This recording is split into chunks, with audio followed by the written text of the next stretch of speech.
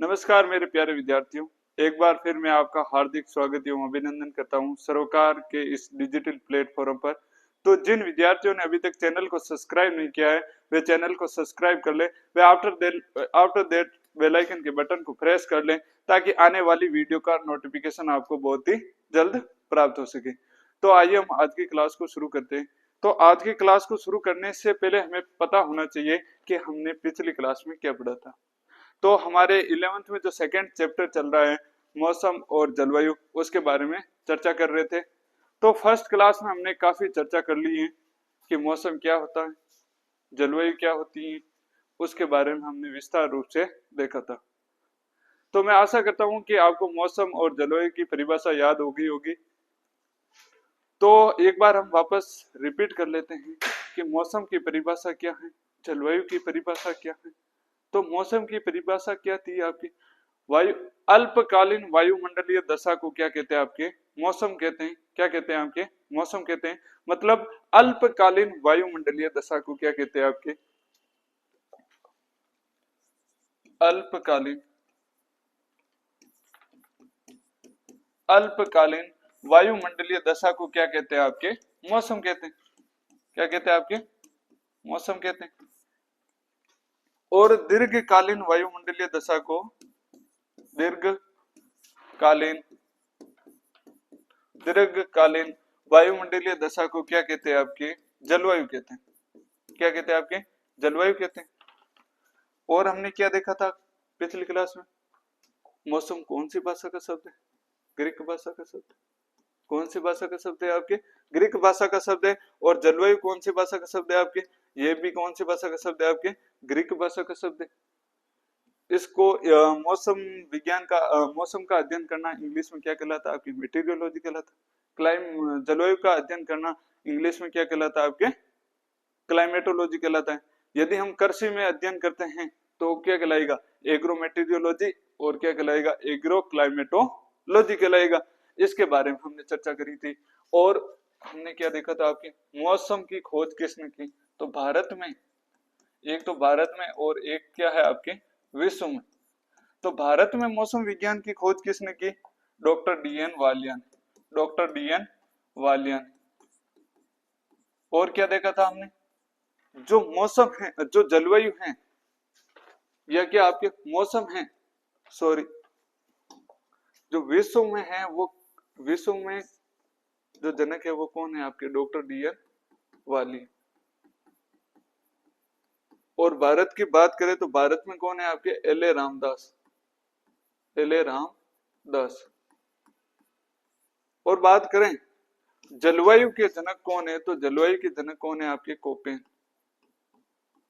इसके बारे में हमने पिछली क्लास में चर्चा की थी। और हमने टिवारथा के अनुसार भी, मतलब एक टिवारथा वैज्ञानिक था, उसके अनुसार भी हमने दोनों की डेफिनेशन पढ़ी थी। उसके बाद में हमने क्या पढ़ा था आपके? मौसम जलवायु के तत्वों के बारे में भी चर्चा की थी। और हमने क्या देखा था आपके? मौसम और जलवायु के अंतर के बारे में भी चर्चा की थी।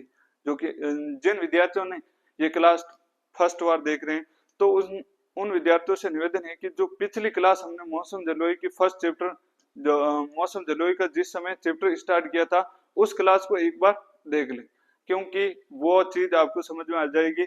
तो उसके बाद में आपको आगे की चीज भी क्या आ जाएगी? आपको आगे का मटेरियल भी आपको क्या हो जाएगा? आपके समझ में आ जाएगा। तो हमने कल की क्लास में आपके मौसम और जलवायु के अंतर के बारे में भी चर्चा की थी। और उसके बाद में हमने देखे थे आपके मौसम जलवायु के तत्वों के बारे में। तो मौसम जलवायु के टोटल आपके 7 तत्वों के बारे में देखा था। फर्स्ट तत्व है आपके सौर विकिरण। क्या है आपके? सौर विकिरण। और दूसरा तत्व क्या था आपके? तापमान। और तीसरा क्या था आपके? वायुमंडलीय आर्द्रता। और उसके बाद में क्या था आपके? वायुमंडलीय दाब, वायु और वर्षण और बादल। तो हमने टोटल आपके 2 पॉइंटों या 2 अवयव या 2 तत्वों के बारे में चर्चा कर ली थी। एक तो हमने सौर विकिरण के बारे में देखा था और एक आपके क्या देखा था? तापमान के बारे में देखा था।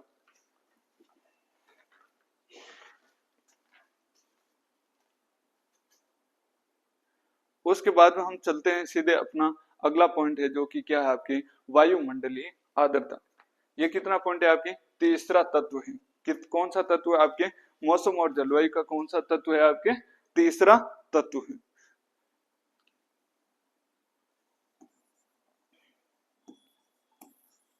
तो वायुमंडलीय आर्द्रता क्या होती है आपके, वायुमंडल में उपस्थित जल वाष्प को वायुमंडलीय आर्द्रता कहते हैं। मतलब जो आपका वायुमंडल होता है उसमें उपस्थित जल वाष्प को जल वाष्प को हम क्या कहते हैं आपके, वायुमंडलीय आर्द्रता कहते हैं। अर्थात वायुमंडल में उपस्थित जल वाष्प की जो मात्रा होती है उसे हम क्या कहते हैं, वायुमंडलीय आर्द्रता कहते हैं। क्या कहते हैं आपके, वायुमंडलीय आर्द्रता कहते हैं। उसके बाद में आगे देखें, वायुमंडल आर्द्रता के स्रोत की बात करें तो इसमें क्या होती है, मृदा सतह व जल निकायों, महासागरों, नदियों, झीलों, वाष्पन द्वारा तथा वनस्पति से वाष्पोत्सर्जन के द्वारा प्राप्त नमी होती है। वो क्या होती है आपके, वायुमंडलीय आर्द्रता की क्या होते हैं आपके, स्रोत होते हैं या सोर्स होते हैं। उसके बाद में आगे देखें, वायुमंडलीय आर्द्रता के प्रकार। जो वायुमंडल की आर्द्रता है वो कितने प्रकार की होती है, तो इस प्रकार से भी आपका क्वेश्चन आ सकता है। तो वायुमंडलीय आर्द्रता होती है वो आपके दो प्रकार की होती है आपकी, एक होती है निरपेक्ष आर्द्रता और एक होती है आपके सापेक्ष आर्द्रता। क्या होती है आपके, निरपेक्ष आर्द्रता और क्या होती है आपके, सापेक्ष आर्द्रता। तो फर्स्ट देखते हैं आपके निरपेक्ष आर्द्रता। निरपेक्ष आर्द्रता में क्या होता है आपके, वायुमंडल के किसी निश्चित आयतन में उपस्थित आर्द्रता की मात्रा को क्या कहते हैं, निरपेक्ष आर्द्रता कहते हैं। मतलब वायुमंडल के निश्चित आयतन में उपस्थित आर्द्रता की जो मात्रा होती है हमें उसको क्या कहते हैं आपके, निरपेक्ष आर्द्रता कहते हैं। क्या कहते हैं आपके, निरपेक्ष आर्द्रता कहते हैं। उसके बाद में आगे देखें तो आगे है आपके, निरपेक्ष आर्द्रता को ग्राम घन सेंटीमीटर या ग्राम घन मीटर या ग्राम घन फीट में मापा जाता है या दर्शाया जाता है। उसके बाद में आगे देखें,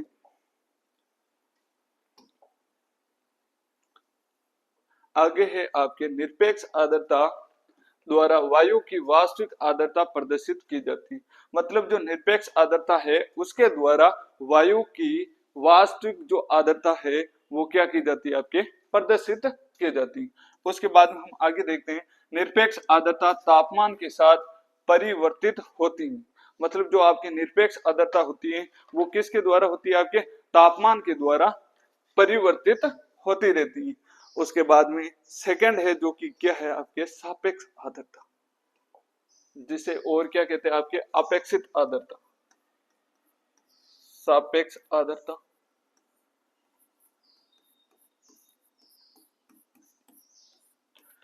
ओब्लिक अपेक्षिक आर्द्रता, अपेक्षित आर्द्रता, इसके बारे में हम चर्चा करते हैं। तो इसमें क्या है आपके, सबसे पहले हम इसकी डेफिनेशन देखते हैं।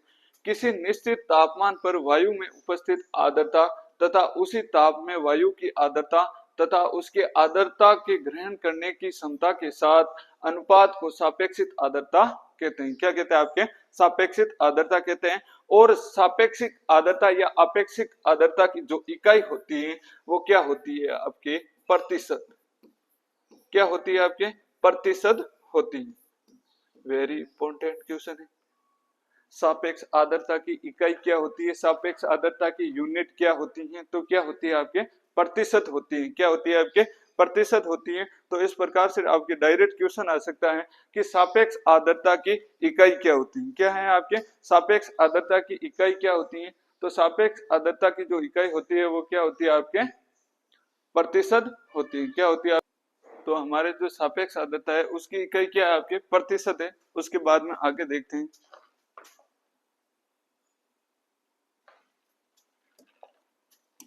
सामान्यतः बहुत से अधिक तथा बहुत कम सापेक्ष आर्द्रता मानव के लिए हानिकारक होती है।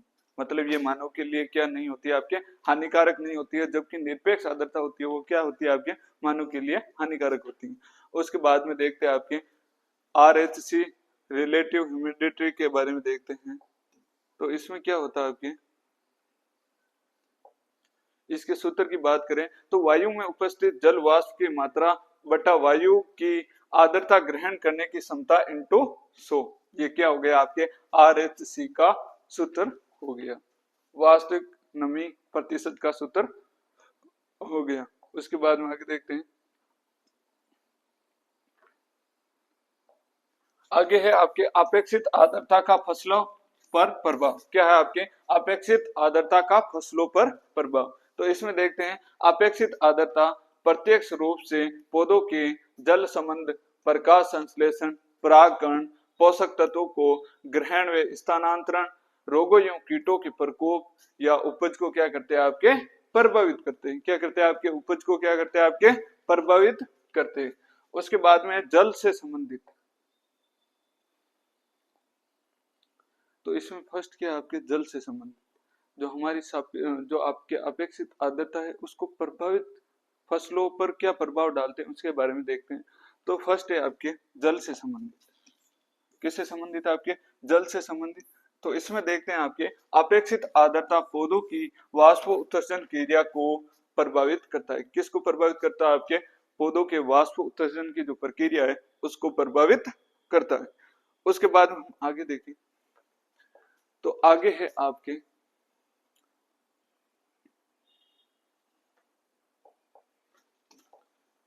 शुष्क क्षेत्रों में अपेक्षित आर्द्रता की कमी के कारण पौधों में वाष्प उत्सर्जन अधिक होता है। मतलब शुष्क क्षेत्रों में यदि अपेक्षित आर्द्रता की कमी होगी तो उसके कारण जो पौधों में वाष्प उत्सर्जन की जो क्रिया होगी वो क्या होगी आपकी अधिक होगी, अर्थात प्रकाश संश्लेषण अधिक होगा, जिसे जो वाष्प उत्सर्जन की क्रिया होती है वो अधिक होगी, अर्थात जो पौधों के द्वारा जल वाष्प के रूप में छोड़ा जाता है वो क्या होगा आपके अधिक होगा, जिससे क्या होगी आपके जल की हानि होगी। उसके बाद में आगे देखें, सेकंड है आपके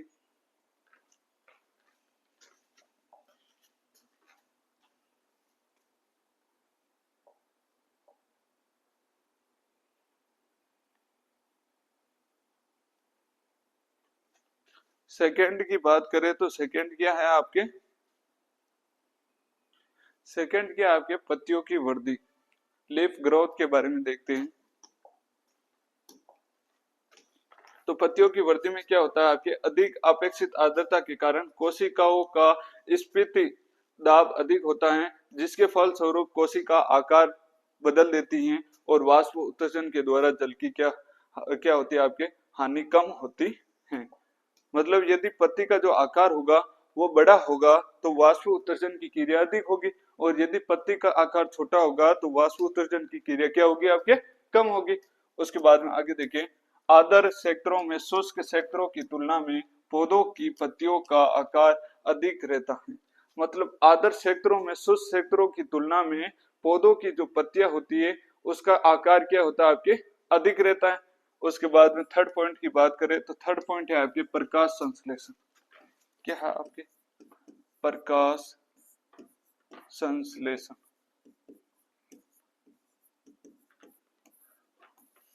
तो इसके बारे में देखें, जब शुष्क क्षेत्रों में अधिक अपेक्षित आर्द्रता कम होती है, मतलब शुष्क क्षेत्रों में क्या होती है आपके अपेक्षित आर्द्रता क्या होती है आपके कम होती है। उसके बाद में हम देखते हैं वाष्प उत्सर्जन की क्रिया के द्वारा जल की हानि अधिक होती है तथा पौधों में जल की क्या होती है आपके कमी हो जाती है। मतलब प्रकाश संश्लेषण अधिक होगा तो वाष्प उत्सर्जन क्या होगा कम होगा। मतलब प्रकाश संश्लेषण अधिक होगा तो वाष्प उत्सर्जन भी क्या होगा आपके अधिक होगा।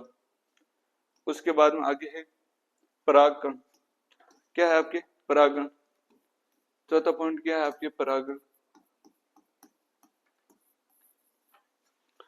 तो इसमें क्या है, यदि मृदा नमी पर्याप्त हो तो बीज का जमाव बदल जाता है।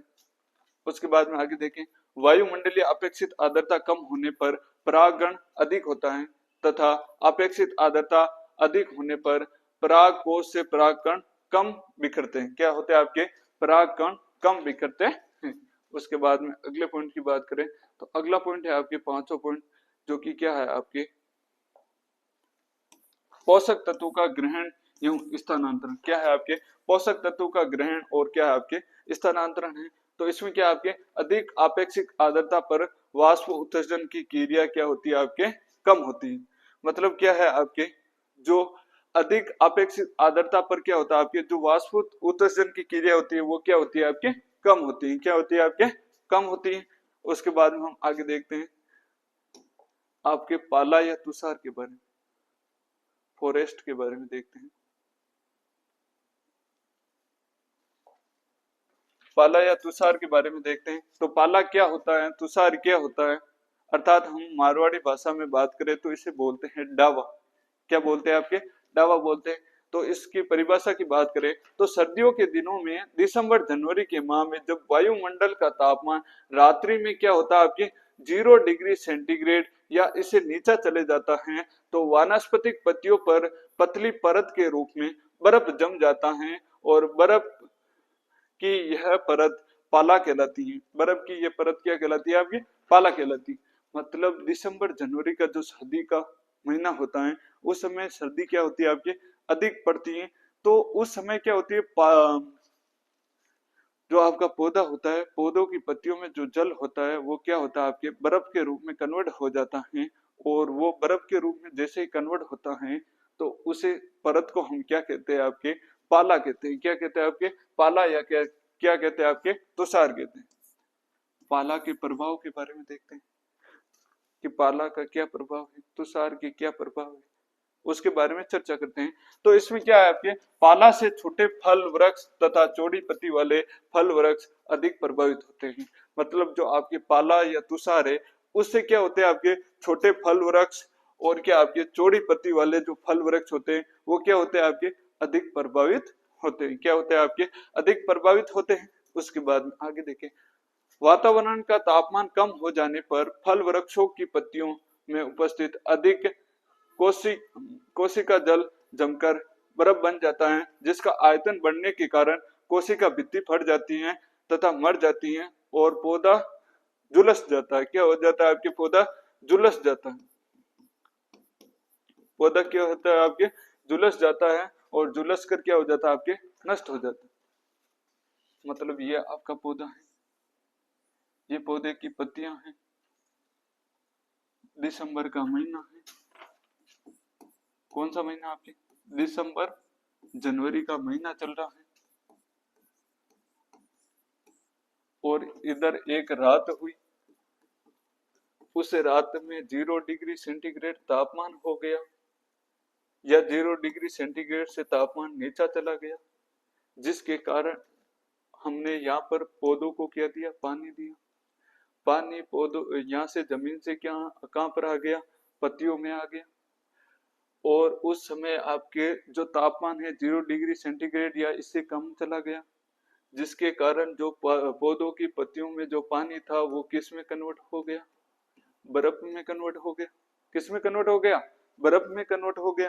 और बर्फ में कन्वर्ट होने के बाद में जैसे ही सुबह हुई, सुबह होने के बाद में जैसे ही सूर्य का प्रकाश निकला, क्या हुआ, सूर्य का प्रकाश निकला। सूर्य का प्रकाश निकलते इस पर क्या आई आपके, सूर्य की किरणें आई, सूर्य की रेडिएशन आई, किरणें आई। और जैसे ही ये किरणें बर्फ पर गिरी और बर्फ क्या हो गया आपके, पिघल गया। पिघल गया तो मतलब जैसे हमने फ्रिज के अंदर एक गिलास रखी, उसमें पानी भरा, पानी भरने के बाद में उसको क्या फ्रिज में क्या किया आपके, बर्फ के रूप में जमाया। बर्फ में जमाने के बाद में हम उसको बाहर सूर्य के प्रकाश में रखते हैं, तो उस पानी का क्या होगा आपके, आयतन बढ़ेगा।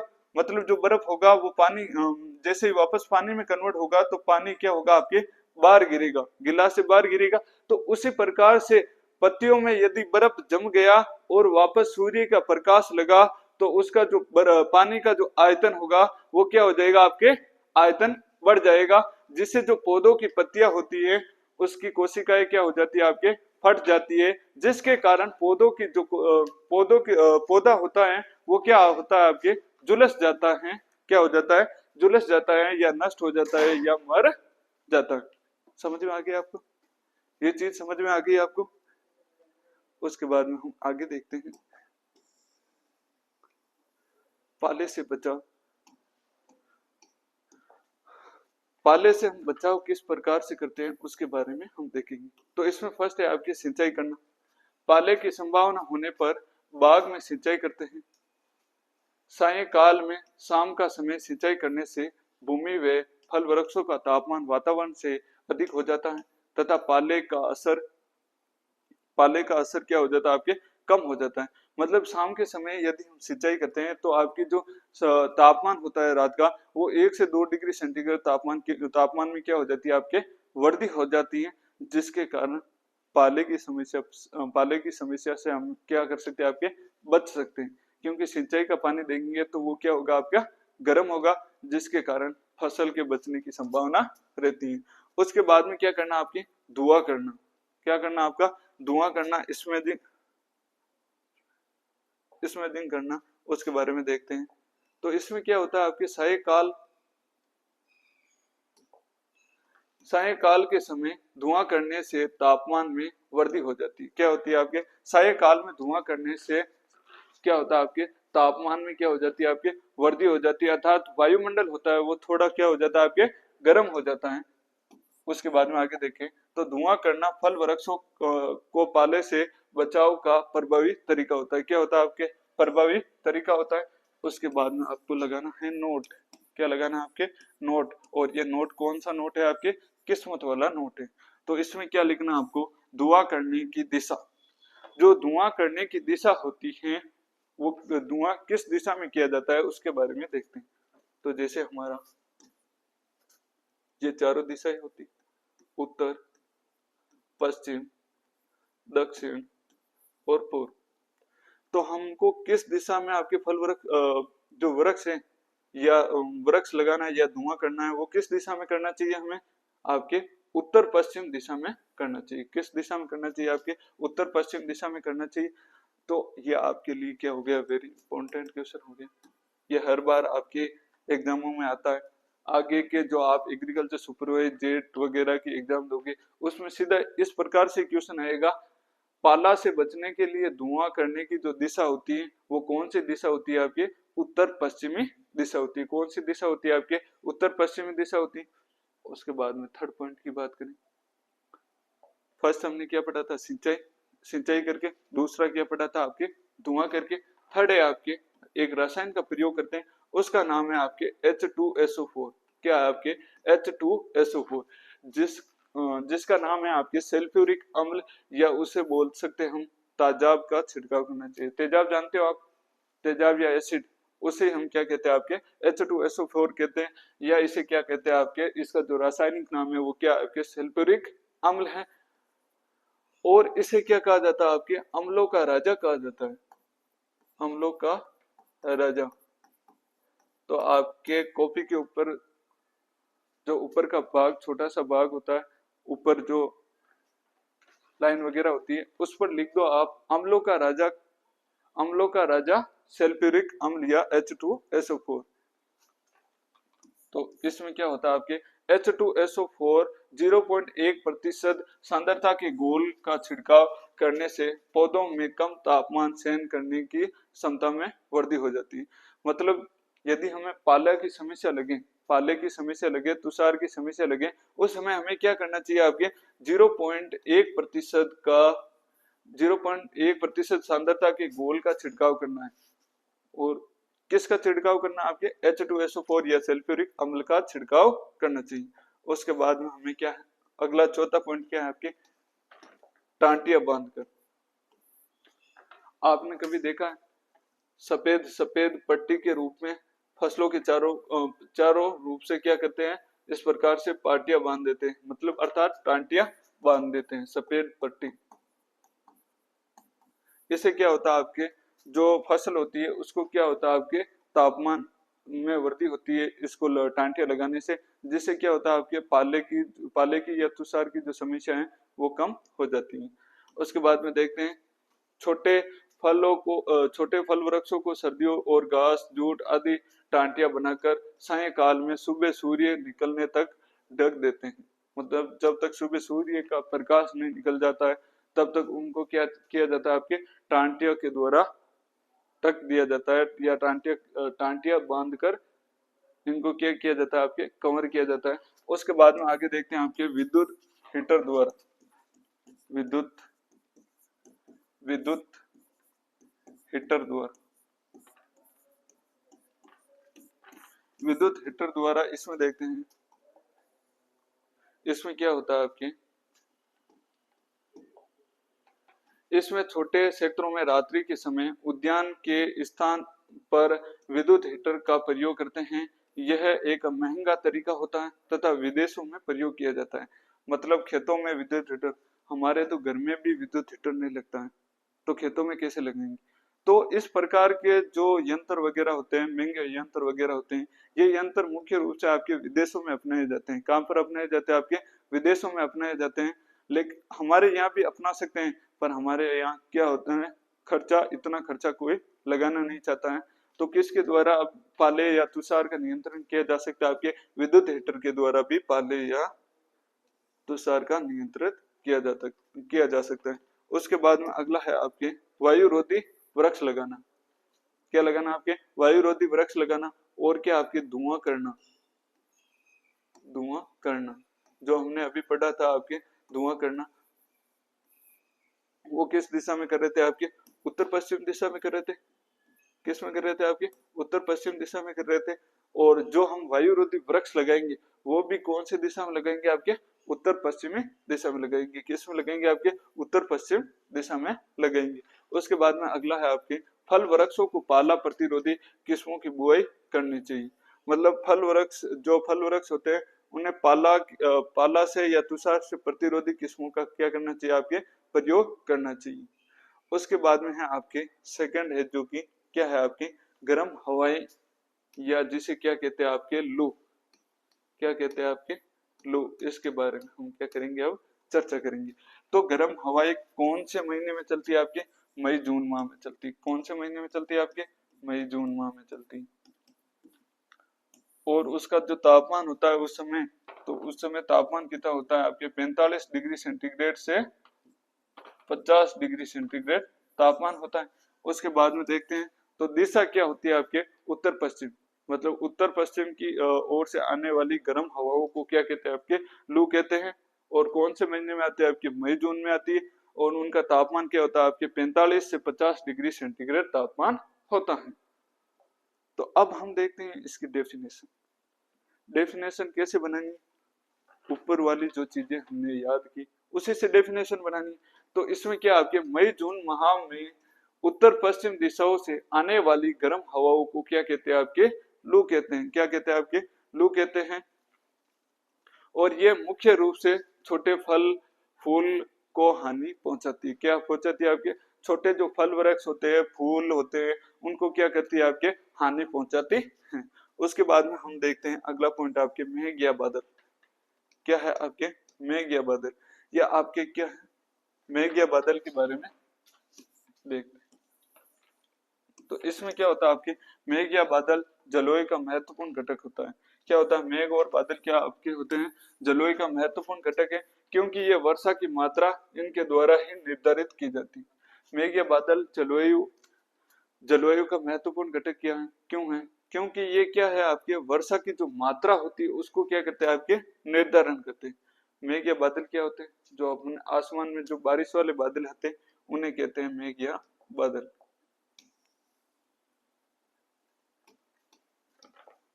तो इसमें क्या है? अतः धरातल में विभिन्न ऊंचाइयों से जल वाष्पन के संगठन से निर्मल जल कणों तथा हिम कणों के समूह को बादल कहते हैं। क्या कहते हैं? आपके बादल कहते हैं। तो बादल की डेफिनेशन क्या हो गई? अतः धरातल में विभिन्न ऊंचाइयों से जल वाष्पन के संगठन के निर्मल जल के कणों तथा हिम कणों के समूह को क्या कहते हैं? आपके बादल कहते हैं, मेघ कहते हैं। क्या कहते हैं? आपके बादल या मेघ कहते हैं। उसके बाद में देखते हैं आपके बादल मुख्य रूप से 3 प्रकार के होते हैं।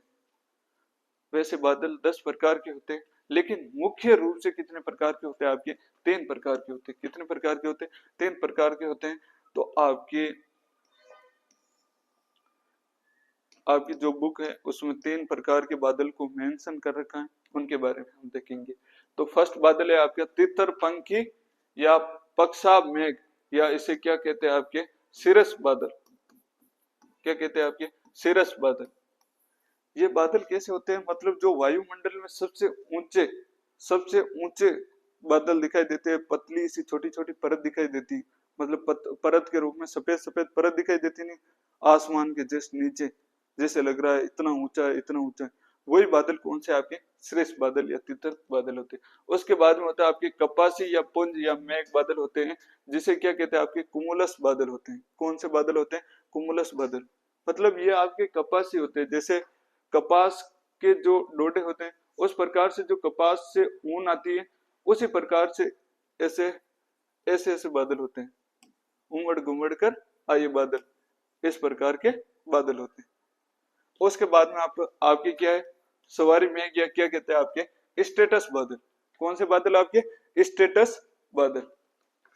ये बादल आपके बरसात वाले बादल होते हैं, काले बादल होते हैं। ये बादल आते हैं आपकी क्या करते हैं? वर्षा करते हैं। तो इसके नाम से ही पता चल रहा है स्टेटस। जैसे ही बारिश आएगी लोग क्या लगाएंगे?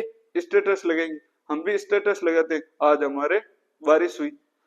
तो उस प्रकार से हम याद कैसे रख सकते हैं? जैसे बारिश होने वाले बादल का क्या नाम है? तो क्या नाम है आपके? स्टेटस बादल है। कैसे हुआ? जैसे बारिश आई हमने स्टेटस लगाया तो क्या हो गया आपका? स्टेटस बादल। अब हम एक एक के बारे में चर्चा करते हैं। तो फर्स्ट है आपकी कौन सा? सीरस बादल। तो सीरस बादल के बारे में देखते हैं। ये वायुमंडल में सर्वाधिक ऊंचे पाए जाते हैं और यह बादल मुख्यतः सूर्य उदय तथा सूर्यास्त के समय दिखाई देते हैं। मुख्यतः किस समय दिखाई देते हैं? आपके सूर्य उदय और सूर्यास्त के समय दिखाई देते हैं। तथा इन बादलों का रंग काला नारंगी होता है। दिन के समय इन बादलों का रंग सफेद होता है। मतलब दिन के समय इन बादलों को हम देखेंगे तो इन बादलों का जो रंग होगा वो सफेद होगा, लेकिन हम सूर्य उदय और सूर्यास्त के समय देखेंगे तो इन बादलों का रंग हल्का सा नारंगी और काला दिखाई देगा। क्या होगा आपके? हल्का सा नारंगी या काला दिखाई देगा। तो जैसे आप शाम के समय सूर्य उदय होता है उस समय आप देखना, तो उस समय आपको क्या करना है? देखना है जो वायुमंडल होता है उसमें नारंगी जैसे कलर का क्या होता है आपके बादल दिखाई देते हैं, वो नारंगी कलर के हो जाते हैं। वो बादल कौन से होते हैं? आपके सिरस बादल होते हैं। कौन से बादल होते हैं? सिरस बादल होते हैं। उसके बाद में अगला देखे आपके कपासी बादल। कौन से बादल? आपके कपासी बादल के बारे में चर्चा करेंगे। कपासी बादल, कौन से बादल? कपासी बादल। तो इसमें देखते हैं इन बादलों का आकार फूल गोभी के आकार का होता है। मतलब जो कपासी बादल होते हैं वो फूल गोभी के आकार के होते हैं। मतलब फूल गोभी इस प्रकार की दिखाई देती है, तो इस प्रकार के ये बादल होते हैं। जैसे इस प्रकार के मान लो, वो क्या कौन से बादल होते हैं? आपके कपासी बादल होते हैं। उसके बाद में आगे देखें, तथा इसे अन्य नामों से क्या जाना जाता है? आपके डोम मेजेस्टिक या काली फलोकार क्या कहा जाता है? क्या कहा जाता है? आपके काली फोलकर कहा जाता है। उसके बाद में आगे देखें, इन बादलों का रंग काला चमकीला होता है। जो इनके बादल होते हैं, इन बादलों का जो रंग होता है वो कैसा होता है? आपके काला और चमकीला होता है। उसके बाद में ये बादल अधिक ऊंचाई पर पाए जाते हैं।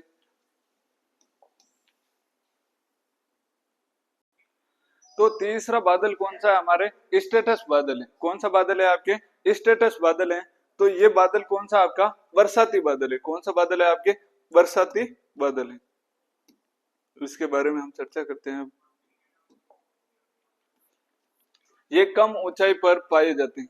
मतलब स्टेटस बादल जो वर्षा वाले बादल होते हैं उनकी ऊंचाई क्या होती है? आपके कम होती है। क्या होती है? आपके ऊंचाई कम होती है, जिसके कारण इन्हें हम क्या कहते हैं? आपके बरसाती बादल कहते हैं। क्या कहते हैं? आपके बरसाती बादल कहते हैं। हमने स्टेटस लगाया तो वो बादल कौन से हो गए? स्टेटस बादल। तो सीधा आपके क्वेश्चन आ सकता है कि बरसाती बादल कौन से हैं? बरसाती बादल कौन से हैं? तो कौन से? आपके स्टेटस बादल। उसके बाद में आपको क्या लगाना है? नोट लगाना है। और ये नोट कौन सा नोट है? आपकी किस्मत वाला नोट है। तो इसमें क्या लिखना है आपको? निफोलॉजी।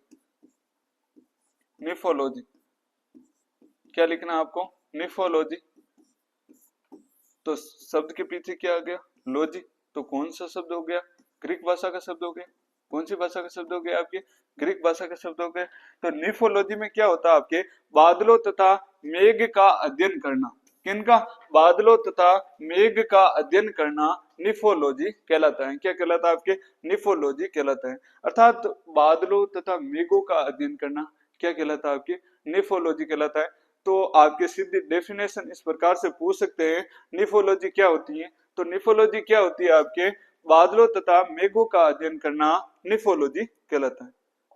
उसके बाद में देखते हैं बादल की जो इकाई होती है, बादल की जो यूनिट होती है वो क्या होती है आपके? ओक्टा होती है। क्या होती है आपकी?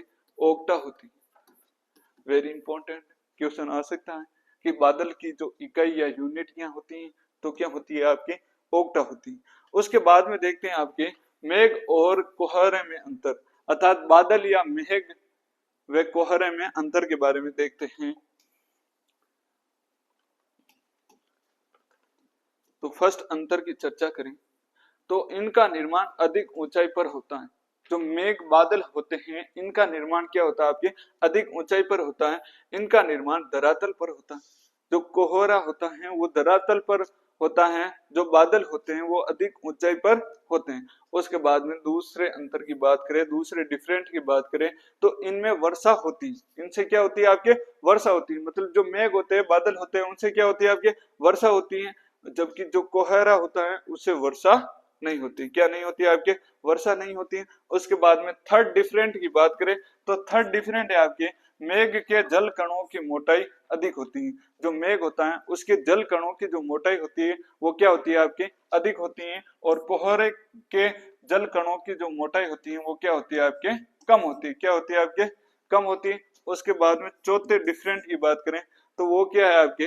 बादल का निर्माण संघनन की क्रिया से होता है। किसके द्वारा होता है? संघनन क्रिया के द्वारा होता है। और जो कोहरा होता है उसका निर्माण विपरीत जल की राशियों के द्वारा होता है। किसके द्वारा होता है आपके? विपरीत जल की राशियों के द्वारा होता है। उसके बाद में आगे देखिए, जो आपके मेघ व बादल होते हैं वो कैसे होते हैं आपके? ऊर्ध्वाधर होते हैं। क्या होते हैं आपके? ऊर्ध्वाधर होते हैं। और ये क्या होता है आपके? क्षैतिज होते हैं। मतलब जो कोहरा होता है आपकी क्या होता है आपके? क्षैतिज होता है। किस रूप में होता है आपके? क्षैतिज रूप में होता है। किस रूप में होता है आपके? क्षैतिज रूप में होता है। उसके बाद में अगली हेडिंग है आपके वर्षण। क्या है आपके? वर्षण। वर्षण की डेफिनेशन की बात करें तो ये क्या आपके? ये वायुमंडल में उपस्थित जब ये वायुमंडल में उपस्थित जल, तरल, ठोस जल धरातल पर गिरता है जिससे जो वर्षण उत्पन्न होता है उसे क्या कहते हैं आपके? वर्षण कहते हैं। क्या कहते हैं आपके? वर्षण कहते हैं।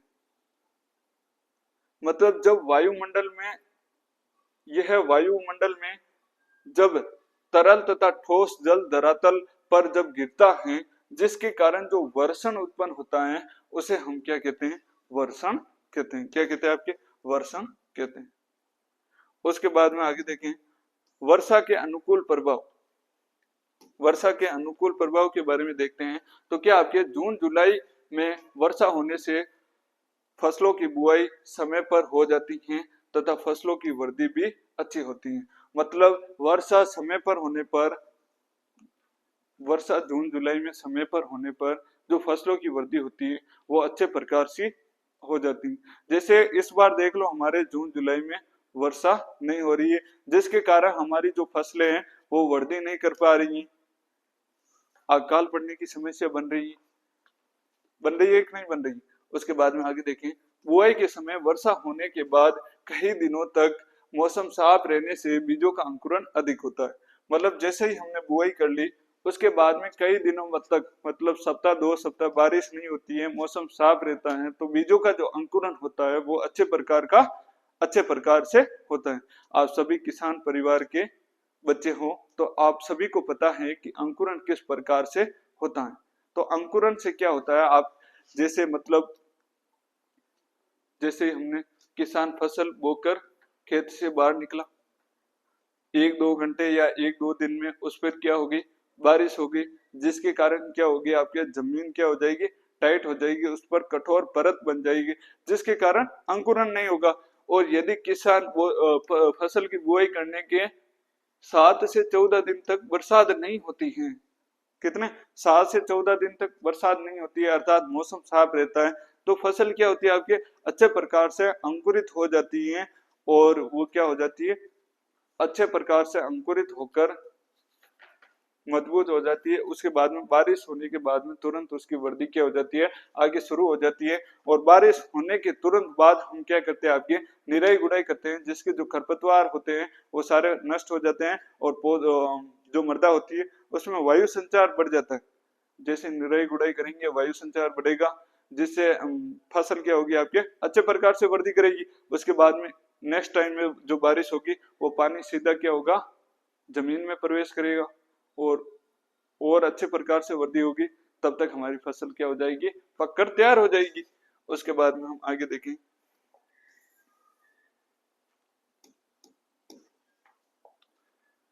फसलों की वृद्धि काल में 10 से 15 के अंतराल पर वर्षा होने से फसलों की वृद्धि अच्छी होती है।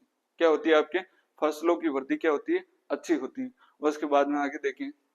धान में फसल के लिए कहावत है, साडी होवे 60वें दिन, जब पानी पावे 8वें दिन।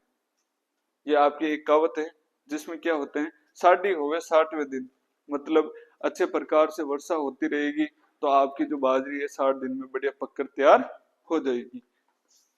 उसके बाद में आगे देखें।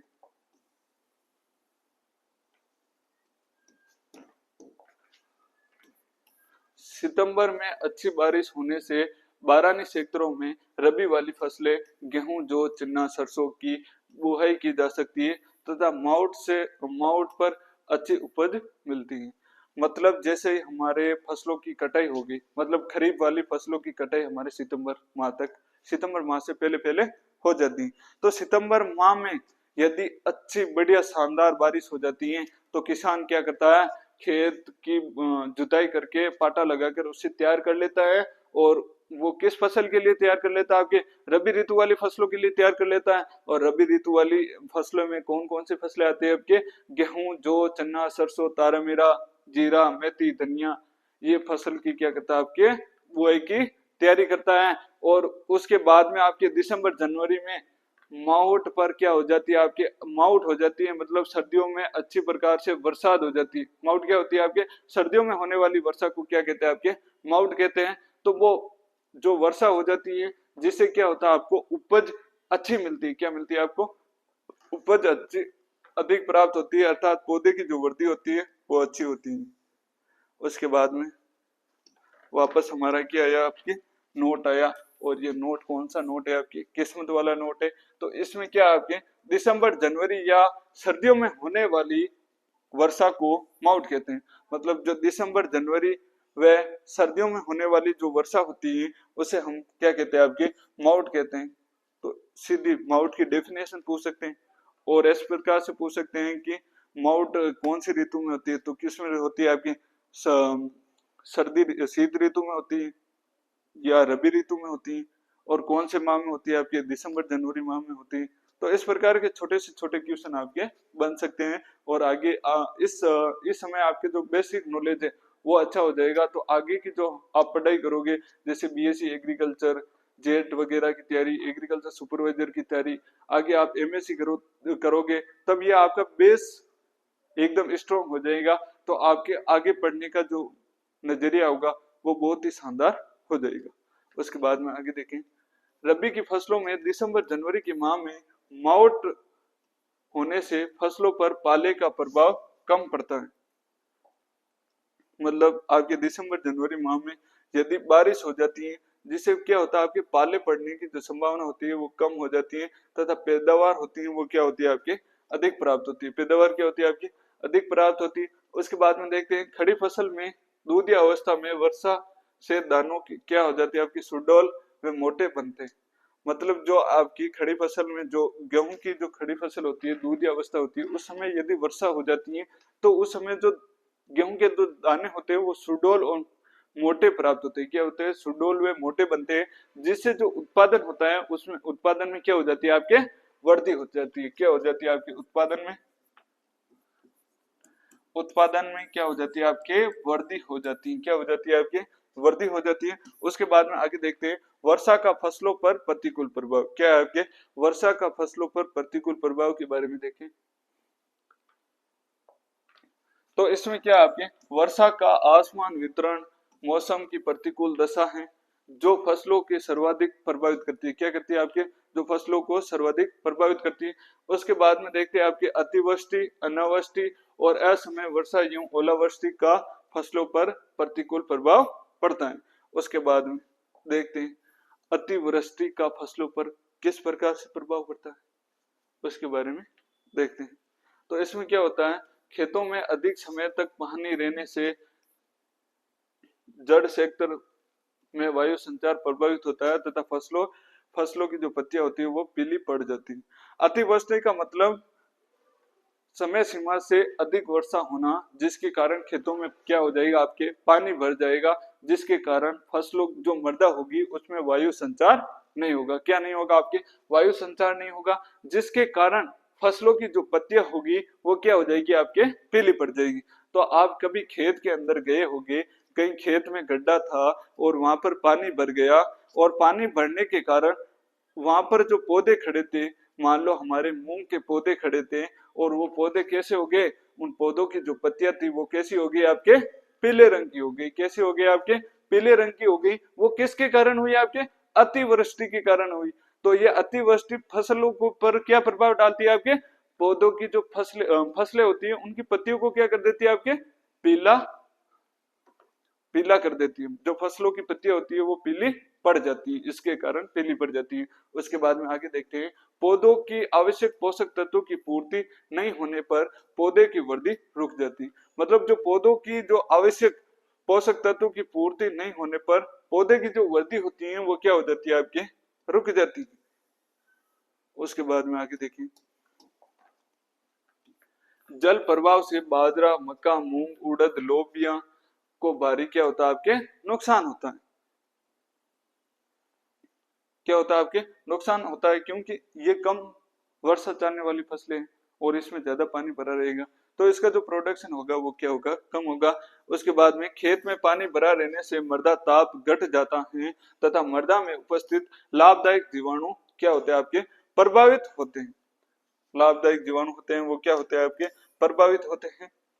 उसके बाद में आगे देखिए बचाव के उपाय के बारे में देखते हैं। तो फर्स्ट है आपके अतिवृष्टि सहनशीलता फसल जैसे धान जूट गन्ना आदि उगाने चाहिए। क्या करने चाहिए आपको आदि को क्या करने चाहिए आपको उगाना चाहिए। उसके बाद में आगे देखें अतिवृष्टि से प्रभावित क्षेत्रों में जल निकास की उचित व्यवस्था होनी चाहिए। क्या होनी चाहिए आपके जल निकास की उचित व्यवस्था होनी चाहिए। उसके बाद में आगे देखें खेत से जल निकास के बाद में हल्की जुताई करके कार्बनिक पदार्थों को क्या करना चाहिए आपको उपयोग करना चाहिए। उसके बाद में आगे देखें सेकंड है आपके अनावृष्टि। पहले हमने पढ़ा अतिवृष्टि का मतलब आवश्यकता से अधिक बारिश का होना क्या कहलाता है आपका अतिवृष्टि कहलाता है। उसके बाद में हम पढ़ते हैं आपके अनावृष्टि। तो अनावृष्टि क्या होती है उसके बारे में देखते हैं। तो वर्षा के असमान वितरण के कारण वर्षा का बिल्कुल भी ना होना या बहुत कम होना जिसके कारण फसल बोना संभव नहीं हो तथा फसल बो दी गई हो तो वर्षा के अभाव में सूख जाती है। मतलब जो हमारे अभी परिस्थितियां चल रही है जो वर्तमान समय में परिस्थितियां चल रही है जैसे अभी बारिश नहीं हो रही जिसके कारण क्या होती ये क्या है आपकी अनावृष्टि हो गई। क्या हो गई आपकी अनावृष्टि हो गई मतलब बारिश तो हुई लेकिन उसमें क्या नहीं कर सकते हम बुआई नहीं कर सकते हैं क्योंकि उसमें क्या है आपके सूखा है। मतलब लगभग 3 या 4 सेंटीमीटर बारिश हुई उसमें किसान फसल बो देगा अंकुरित तो हो जाएगी लेकिन वो क्या नहीं होगी आपके वृद्धि नहीं होगी उसकी क्या नहीं होगी आपकी फसल की वृद्धि नहीं होगी और जो अंकुरन होगा वो क्या होगा आपका प्रभावित होगा। उसके बाद में देखते हैं अनावृष्टि के बचाव के उपाय। मतलब अनावृष्टि का मतलब होगा या तो बारिश होगी पर क्या होगी कम होगी जिसके कारण फसल की बुआई करने में क्या होती है आपके कठिनाई होती है। तो अनावृष्टि के बचाव के उपाय के बारे में देखते हैं। तो कम अवधि वाली व शीघ्र पकने वाली व कम वानस्पतिक वृद्धि करने वाली व कम जल मांग वाली प्रतिरोधी किस्में बोनी चाहिए। मतलब एक तो आपकी कम समय में पकने वाली, मतलब एक फसल है जो 90 दिन में पककर तैयार होते हैं, और एक फसल है जो कि मतलब दूसरी वेराइटी है जो कि आपके 60 दिन में पककर तैयार होगी। तो हमें इस समय कौन सी वेराइटी बोनी चाहिए? जो 60 दिन में पककर तैयार हो जाए, अर्थात कम या शीघ्र पककर तैयार हो जाए, उन फसलों का क्या करना है? हमें वेराइटियों का क्या करना है? आपके चयन करना है। कम वानस्पतिक वृद्धि करने वाली, मतलब जो वानस्पतिक वृद्धि क्या होती है? जो पत्तियों के द्वारा जो पौधा ऊपर का भाग, पौधे के जो ऊपर का भाग होता है वो फैलता है, वो क्या होना चाहिए? कम होना चाहिए, जिसके कारण क्या होती है? उसमें पानी की आवश्यकता कम होती है और पौधे का जो प्रोडक्शन होता है वो आसानी से हो सके। और कम जल मांग वाली फसलें, मतलब कम जल मांग वाली किस्मों का क्या करना चाहिए? हमें चयन करना चाहिए, और इस प्रकार की प्रतिरोधी किस्मों की बुआई करनी चाहिए। तो हम देखते हैं कौन कौन से प्रतिरोधी किस्में हैं, उसके बारे में देखते हैं। फर्स्ट है आपके बाजरा। बाजरा की प्रतिरोधी किस्मों की बात करें तो एक है आपके HHB 67, RHB 177 और ICMH 356। उसके बाद में बात करते हैं ज्वार। ज्वार में है आपके CSH फर्स्ट, और दूसरी कौन सी है आपके CSH5। उसके बाद में मोट की बात करें तो मोट में क्या है आपके RMO 27, और कौन सी आपके RMO 257। उसके बाद में बात करें तिल की, तिल में आपके RT 27, बहुत वेरी इंपॉर्टेंट वेराइटी है, हर एग्जाम में पूछी जाती है। आपके एग्रीकल्चर सुपरवाइजर का जो एग्जाम लगता है उसमें भी ये वेराइटी पूछ रखी है। उसके बाद में आपकी आती है RT 177, अर्थात क्या आपके RT 147। मतलब इससे सीधा पता चल रहा है, T से तिल, M से मोट, S से सोरगम, B से बाजरा। तो इस प्रकार से हमें क्या करना है? याद करना है, ताकि कोई न्यू टाइम में इस प्रकार का क्वेश्चन आ जाए तो हम आसानी से कर सकें। और नेक्स्ट फसल है जो कि क्या आपके गंवार। कौन सी आपके? गंवार। तो जी से क्या है आपके? गंवार। तो क्या आपके RGC 936, दूसरी कौन सी आपकी? RGC 1003। उसके बाद में आगे देखें, फसलों की कटाई के तुरंत बाद जुताई करके पाटा लगा देना चाहिए। मतलब फसल की आपने जैसे ही कटाई की उसके तुरंत बाद में जुताई करके उस पर क्या लगा लेना चाहिए? पाटा लगा देना चाहिए। उसके बाद में क्या है? फसल की बुआई तथा वर्षा ऋतु शुरू होते ही शुरू कर देनी चाहिए। मतलब जैसे ही वर्षा शुरू हुई, मतलब प्रथम बारिश हुई, हमें वेट नहीं करना है, सीधी क्या करनी है? आपको बुआई करनी है। जैसे इस बार हमारे इस प्रकार से हुआ कि बारिश थोड़ी कम हुई, जिसके कारण किसान क्या करने लगे? थोड़ा वेट करने लगे, और वो सोचने लगे कि थोड़ी बारिश अधिक होगी, उस समय हम क्या करेंगे? बुआई करेंगे। और बारिश अधिक हुई नहीं, जिसके कारण आपकी क्या हो गए? कुछ किसान पीछे रह गए, वो अब बुआई कर रहे हैं। क्या कर रहे हैं? आपके अब बुआई कर रहे हैं। और बाकी जो आसपास के मतलब आड़ोसी पड़ोसी उन्होंने बुआई कर ली, उनकी फसल अच्छे प्रकार से अंकुरण हो गई और उनमें निराई गुड़ाई भी कर ली। लेकिन अब भी आपकी क्या नहीं हो रही है? बारिश नहीं हो रही है। यदि बारिश हो जाती है तो आपके आड़ोसी पड़ोसी की जो फसलें होगी वो क्या होगी? आपके अच्छी होगी। उसके बाद में आगे है, आगे चर्चा करते हैं आपके शुष्क कृषि तकनीकी अपनानी चाहिए। इसमें प्रति हेक्टेयर पौधों की संख्या कम रखी जाती है। क्या रखी जाती है? आपके कम रखी जाती है। उसके बाद में आगे देखें, शुष्क क्षेत्रों में बीजों के अंकुरण को कम हो जाता है, वे इसके लिए बीजों की मात्रा 10% क्या कर देनी चाहिए? आप बढ़ा देते हैं। मतलब शुष्क क्षेत्रों में क्या करते हैं? हम 10% अधिक बीज दर का प्रयोग करते हैं। उसके बाद में आगे है आपके मृदा में नमी संरक्षित करने के लिए कार्बनिक खाद अधिक प्रयोग करते हैं। मतलब मृदा में जो नमी है उसको संरक्षित करना है, तो उसमें क्या करना है आपको, कार्बनिक पदार्थ अर्थात FIM गोबर की खाद क्या करनी है आपको, अधिक डालनी। उसके बाद में अगला पॉइंट है जो कि क्या है आपके, वाष्पीकरण रोकने के लिए पलवार या मल्चिंग की क्रिया की जानी चाहिए। पलवार या मल्चिंग क्या होता है आपके, मृदा को घास फूस या पॉलीथीन के द्वारा ढकना क्या कहलाता है आपके, पलवार या क्या कहलाता है आपके, मल्चिंग कहलाता है। जिससे क्या होती है आपके, वाष्पीकरण की जो क्रिया होती है आपके रुक जाती है, जिसके कारण जो जल होता है वो क्या होता है, भूमि में क्या होता है, संरक्षित हो जाता है। उसके बाद में आगे देखें तो ये आपके पलवार की डेफिनेशन लिखा रखी है, उसके बारे में भी हम देख लेते हैं। और ये नोट में लिखा रखी है, क्यों लिखा रखी है, क्योंकि ये वेरी इंपॉर्टेंट है। तो इसकी डेफिनेशन की बात करें तो मृदा की सतह को जैविक या अजैविक पदार्थ जैसे फसल के अवशेष, घास फूस तथा प्लास्टिक आदि के द्वारा मृदा को ढकना पलवार या मल्चिंग कहलाता है। क्या कहलाता है आपके, पलवार या मल्चिंग कहलाता है। स्थानीय भाषा में बात करूं तो मृदा को ढकना, चाहे घास फूस से ढको चाहे पॉलीथीन से ढको, वो क्या कहलाता है आपके, पलवार या मल्चिंग कहलाता है। उसके बाद में आगे बात करें तो वर्षा प्रारंभ होते ही उपयुक्त नमी होने पर जुताई कर देनी चाहिए। मतलब जैसे हमारे वर्षा हुई और उस समय उपयुक्त नमी जैसे दिखे, हमें क्या करनी चाहिए, तुरंत जुताई करके पाटा लगा देना चाहिए। उसके बाद में अगला पॉइंट है आपके, मिश्रित फसल बोना लाभकारी रहता है। इसमें क्या होता है, जहां पर वर्षा कम होती है वहां पर क्या करना चाहिए, हमें मिश्रित फसल बोनी चाहिए। एग्जाम्पल की बात करें तो ज्वार प्लस मूंग, मतलब ज्वार और मूंग के बीजों को क्या करना है आपको, मिश्रित करके बोना है। और बाजरा तथा मोट के जो बीज होते हैं उनको मिश्रित करके बोना, क्या करना चाहिए आपको, मिश्रित करके बोना चाहिए। उसके बाद में हम आगे देखें तो आपके आगे क्या है, असमय वर्षा। अगला पॉइंट क्या है आपके, असमय वर्षा। अगला पॉइंट क्या है आपके, असमय वर्षा।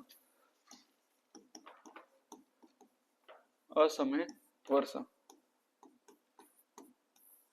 तो इसके बारे में हम क्या पढ़ेंगे, नेक्स्ट क्लास में पढ़ेंगे। किस क्लास में पढ़ेंगे, नेक्स्ट क्लास में पढ़ेंगे। और हमारे नेक्स्ट क्लास में आपका चैप्टर क्या हो जाएगा, कंप्लीट हो जाएगा। तो अभी तक हमारी कितनी क्लास होगी आपके, मतलब एक क्लास पिछली हो गई, एक क्लास ये आज की हो गई, और नेक्स्ट क्लास में आपका चैप्टर ये कंप्लीट हो जाएगा। उसके बाद में हम अगला चैप्टर पढ़ेंगे। तो मैं एक बार आपको बता देता हूँ कि असमय वर्षा क्या होती है। मतलब जिस समय हमें वर्षा की आवश्यकता ही नहीं होती है उस समय क्या हो जाती है आपके, वर्षा हो जाती है, तो उसे क्या कहते हैं आपके, असमय वर्षा कहते हैं। तो आज की क्लास में हमने क्या पढ़ा था आपके, पाला के बारे में पढ़ा था, लू के बारे में पढ़ा था, शीतलहर के बारे में पढ़ा था। इन विभिन्न प्रकार के पॉइंटों के बारे में हमने क्या की, चर्चा की, जो कि आपके किससे संबंधित है, मौसम और जलवायु से संबंधित है। मैं आशा करता हूं कि आज की क्लास आपको अच्छे से समझ में आई होगी। यदि आपको कोई चीज समझ में नहीं आती है तो आप कमेंट बॉक्स में कमेंट कर दीजिए, और फिर भी समझ में नहीं आती है तो आप एक बार क्लास को वापस देखें, और साथ साथ में अच्छे प्रकार से आप क्या बनाते जाइए, नोट्स बनाते जाइए, जिससे क्या होगा आपके आगे भविष्य में आपके काम आए। मतलब जब आप एग्रीकल्चर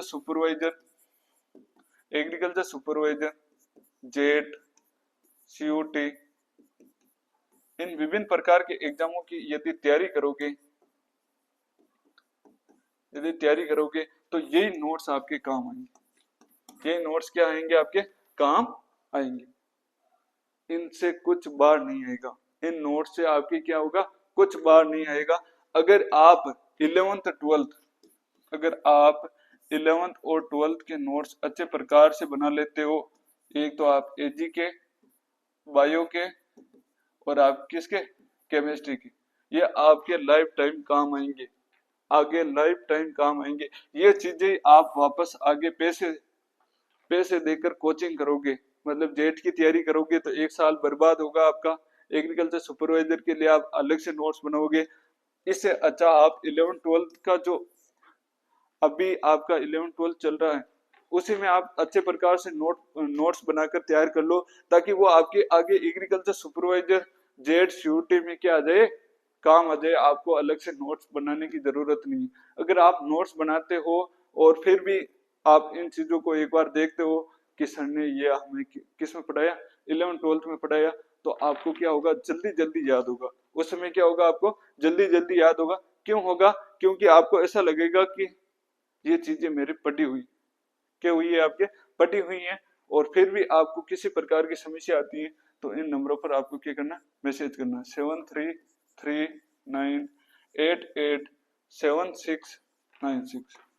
इन पर क्या करना, आपको मैसेज करना। व्हाट्सएप पर मैसेज कर सकते हो, कॉल करके पूछ सकते हो। यदि आपको इसके अलावा स्टडी से रिलेटेड कोई भी समस्या है तो भी आप कॉल करके पूछ सकते हो कि सर मैं किस प्रकार से पढूं, कैसे पढूं, मुझे याद नहीं होता है। तो उनके लिए भी, उन स्टूडेंटों के लिए भी हमारे पास समाधान है। तो आप इन नंबरों पर मैसेज या कॉल कर सकते हो। तो इसी प्रकार से अब हम मिलते हैं नेक्स्ट वीडियो में, तब तक के लिए धन्यवाद।